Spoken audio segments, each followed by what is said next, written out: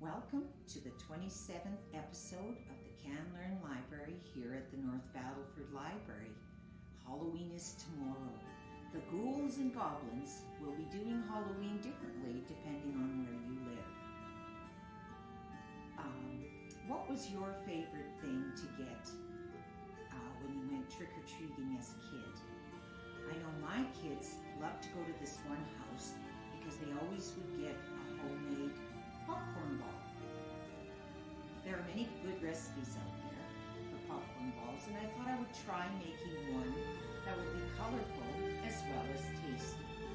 I'm going to make Jello popcorn balls. Here is what you will need. Here is what you're going to need to make your Jello popcorn balls. You need 8 cups of popped popcorn, 2 cups of mini marshmallows, a 1/4 cup of margarine or butter, and 2 tablespoons of whatever flavor of Jello you wish to use. Now we get to do the fun part. Okay, so I'm going to take a 13 by 9 by 2 inch pan and I'm going to butter it because we're going to put our popcorn in there into the oven at 300 degrees to just keep warm while we're making the sauce. Or I should say the Jello gooey stuff, the good stuff. Okay, so I'm just going to butter this. Put my 8 cups in here. Just like that.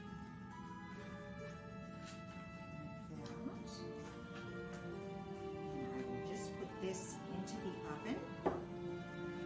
And then we'll do the next part where we're going to cook the margarine, the marshmallows, and the Jello. Okay, I'm going to add my 1/4 cup of margarine and put on medium heat for it to melt. So that's just going to take a few minutes here.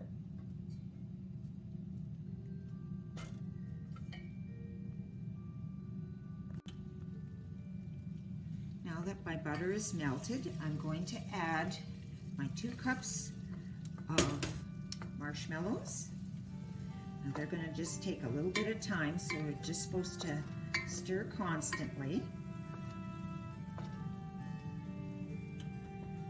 And once the marshmallows have melted, we are going to add our Jello powder. So I'm just going to go get that because I don't think this takes very long. As I said, I did a trial run of it last night and they turned out pretty tasty. And one nice thing is that with the marshmallows, it's kind of like a Rice Krispie square, so it's not too hard, which sometimes you can get if you overdo popcorn balls that are made with syrup. So I'll just get this here. Stir, they're just about melted. It's amazing how fast. I guess on medium heat doesn't take them long when the butter's hot. Okay, so just about, so just keep stirring. So once I add the Jello powder, we just stirred enough for it to mix in. And then we're going to take, maybe I'll do that right now, take my popcorn out of the oven. Put it aside here. Okay, so just get it so I have it ready on the side. Okay, my marshmallows have already melted. Now I don't know if I said, this makes about 8 balls if you're pretty good at forming them and making about that many, about a good sort of a small softball size. Okay, so now I have mixed this up and my orange has turned really nice. Just move this here so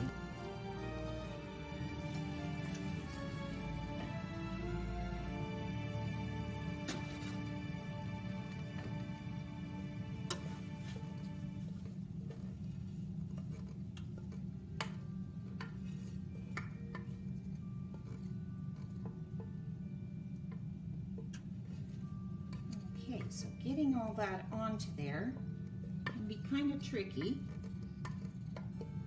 And I always forget the pot holders. So now that I've got that on there, I want to quickly mix it.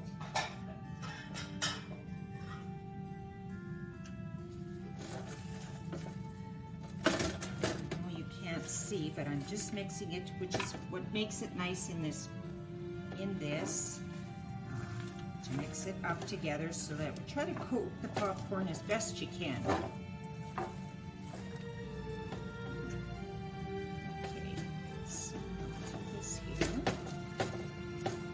And then once this has cooled a little bit, you're going to put butter on your hands and form the balls. So I'm just going to try to get it to mix as quickly as I can here. Really turned a nice orange, and I'll show you that in just a second. As soon as I just want to mix this as quickly as I can.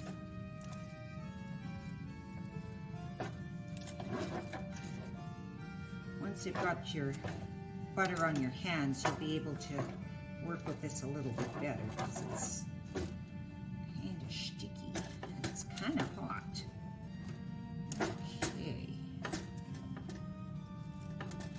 Here's kind of what it looks like before I start using the butter on my hands. So we'll get some butter on my hands and I'll make the balls and I'll show you what they look like. And there you have it, our 8 Jello popcorn balls, and they taste very orangey, orange.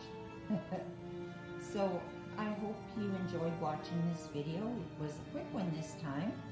They're very quick to make, and I don't know what double batching might be like, but if you need a small batch of popcorn balls, this one can do it for you. That's all the time we have left for this week. So we'll see you next time for the Can Learn Library at the North Battleford Library. Take care.